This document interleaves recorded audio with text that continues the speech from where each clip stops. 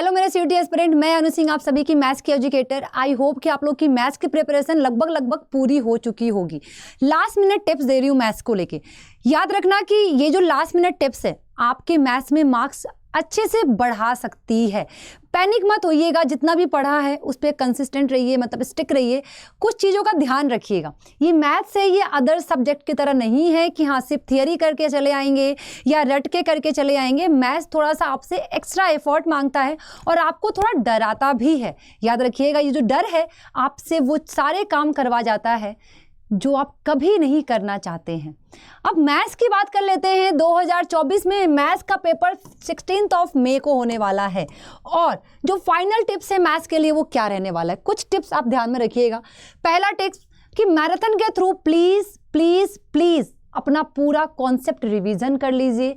और दूसरी बात, आपने जितना भी पढ़ रखा है, मैंने बोला आपने 70% पढ़ा है, मैंने बोला आपने 70% ही पढ़ा है। 70% को ही बार बार रिवाइज कीजिए और प्रैक्टिस कीजिए, उस पर क्वेश्चन रिवाइज कीजिए, क्वेश्चन प्रैक्टिस कीजिए, ताकि एग्जामिनर 70% में से कुछ भी पूछ ले आप एबल हो उसका आंसर देने के लिए।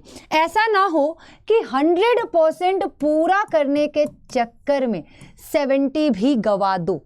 ऐसा मैंने बहुत से स्टूडेंट को देखा है। एक बार तो मेरे साथ भी हुआ है कि मैं वो क्वेश्चन एग्जाम में भूल गई जो मैं पढ़ रखी थी।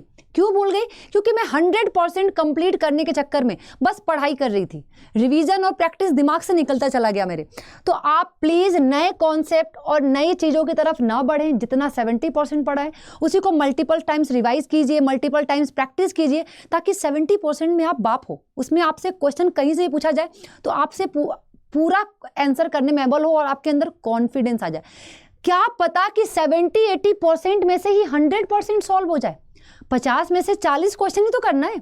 क्या पता कि आपको 70% ही आपका 100% बना दे, कोई नहीं पता। तो प्लीज़ जितना पढ़ा है आप उसी पे स्टिक रहिए, उसी को बार बार रिवाइज कीजिए। पूरा करने के चक्कर में 70% भी ले बैठोगे। तीसरी चीज, फॉर्मूले और डेफिनेशन को प्लीज अपने फिंगर टिप्स पे रखिए। डायरेक्ट देखे गए हैं सीयूटी के एग्जाम में, फॉर्मूले हो गए, डेफिनेशन हो गए, ये आपके एग्जाम में डायरेक्ट देखे गए, तो आप इनको अपने फिंगर टिप्स पे रखिए। जितने भी चैप्टर के फॉर्मूले हैं, डेफिनेशन है, इनको आप अपने दिमाग में रखिएगा। ये जो है फोकस मोर ऑन एमसीक्यूज पे आप, मतलब कि न्यूमेरिकल जो हो गया, मोर ऑन एमसीक्यूज। न्यूमेरिकल जो है बच्चा मैथ्स में, अगर डेफिनेशन और फॉर्मूले अगर आपका 5 से 6 क्वेश्चन बनाते हैं तो बाकी बचे हुए क्वेश्चन आपके न्यूमेरिकल से आते हैं। तो आप प्लीज़ ये प्रैक्टिस कीजिए, एमसीक्यू टाइप के क्वेश्चन, ठीक है, जो न्यूमेरिकल वाले हों। ठीक है, आप एक बार थियरी जो है बच्चा, जो भी थियरी है उसको क्विक रिविजन करके, क्योंकि थियरी लेके बैठना नहीं है, थियरी को बस एक बार क्विक रिवीजन कीजिए और न्यूमेरिकल को क्या कीजिए, प्रैक्टिस कीजिए, बार बार कीजिए। ये बहुत इंपॉर्टेंट है। अब बच्चा बात करते हैं इंपॉर्टेंट चैप्टर। जितना अगर आपने कर लिया, आपको ये करना ही करना है, मस्ट टू डू, आपको ये करना ही है। पहला, रिलेशन एंड फंक्शन, इंपॉर्टेंट भी है और इजी भी है। और इससे आपका जो, अगर हम बात करें रिलेशन एंड फंक्शन, साथ में आईटीएफ मैंने ऐड किया हुआ है, लगभग 15 नंबर से 20 नंबर आपके यहाँ से बन जाने वाले हैं। तो आप इनको छोड़ नहीं सकते। 13 चैप्टर है, मैं कुछ चैप्टर आपको बता रही हूँ, ठीक है। आप प्लीज इनको करके चलिए। मैट्रिक्स डिटर्मिनेंट बहुत इजी है बच्चा, यहाँ से आपके 40 से 45 नंबर के क्वेश्चन फंसेंगे, तो ये बहुत इंपॉर्टेंट है, ठीक है।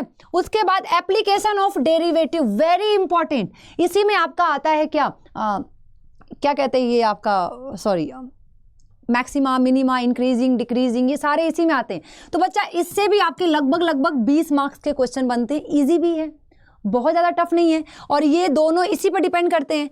डिफरेंशियल इक्वेशन, मैंने जहाँ तक देखा है इसमें डायरेक्ट फॉर्मूले भी पूछे गए हैं, तो इससे भी आपके क्वेश्चन बनने के चांसेस है 10 से 15 मार्क्स के। तो डोंट डू स्किप, आप इसको स्किप नहीं कर सकते। डिफरेंशिएशन एंड इंटीग्रल, डायरेक्ट फॉर्मूले बेस पे याद कर लीजिए, डायरेक्ट पूरे के पूरे फॉर्मूले याद कर लीजिए। डेफिनिट इंटीग्रेशन और इनडेफिनिट इंटीग्रेशन, इनडेफिनिट हो चाहे डेफिनिट हो, डेफिनिट में बच्चा मॉड वाला क्वेश्चन एक प्लीज प्रैक्टिस कर लीजिएगा, मॉड वाला क्वेश्चन एक प्लीज प्रैक्टिस कर लीजिएगा। तो ये relation and function, ITF, matrix determinant, application of derivative, differential equation, differentiation and integral, आपको ये जरूर से करना है। ये चैप्टर्स आपके लगभग बच्चे मान ले 20, 60, 70 70, 80, 90, 90 से 100 मार्क्स, 100 से ऊपर के मार्क्स आपको दिलाने वाले हैं ये चैप्टर्स अकेले में। अब कुछ एक्स्ट्रा चैप्टर्स हैं, एलपीपी, ये तो बहुत इजी है, जिससे आपके 5 से 10 क्वेश्चन नंबर बनने वाले हैं, इनको भी प्लीज मस्ट भी। अब बच्चा जो ये वाले चैप्टर्स हैं, ये जो 2 चैप्टर्स हैं, ठीक है, ध्यान से सुनिएगा, ये जो 2 चैप्टर्स हैं आपके, इसमें क्या है, थोड़े एडिशनल ज़्यादा है, थोड़े एडिशनल ज़्यादा है, वरना प्रोबेबिलिटी से बहुत क्वेश्चन बनेंगे, 20 से 30 नंबर के क्वेश्चन बनने वाले हैं।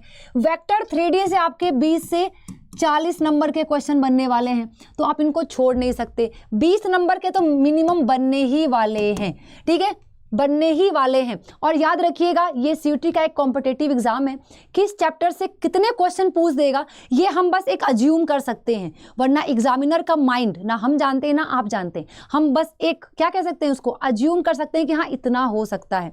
तो बस मेरी आपसे ये रिक्वेस्ट है कि पहले आप ये चैप्टर्स, ठीक है, relation and function, ITF, matrix determinant, application of derivative, differential equation, differentiation and integral, और साथ में LPP, अगर आपने इतना किया है तो आप लगभग 120-130 नंबर के आप मालिक बन जाते हैं। इजी भी है, बहुत ज़्यादा कुछ नहीं है, और साथ में ये आपके जो क्वेश्चन है आप इनको एडिशनल कर सकते हैं। मैं आपको एक बात बता दूं बच्चा कि अगर 20 से 25% जो है आपका फॉर्मूले एंड डेफिनेशन पे आएंगे, और आपके जो आ गए क्या 30 से 70% जो आपके आएंगे क्या, वो आपके न्यूमेरिकल आएंगे। तो एटलीस्ट फॉर्मूले और डेफिनेशन पढ़ के अपना ये तो लेकर आओ ना, मतलब अगर 5 क्वेश्चन भी फॉर्मूले डेफिनेशन पे आते हैं, मतलब 25 नंबर के आप मालिक होते हैं, वो आपके हाथ में है पूरी तरीके से।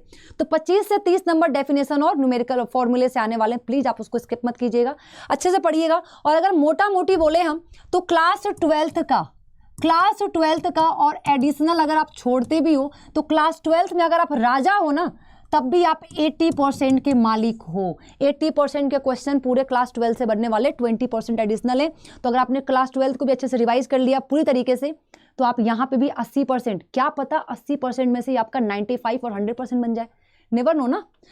Last tips, all the best, अपना ख्याल रखिए और पढ़ाई को एंजॉय कीजिए, बहुत कम टाइम बचा हुआ है, और आई होप और मैं दुआ करूंगी कि आप सभी का पेपर बहुत अच्छा जाए। Thank you so much, all the best.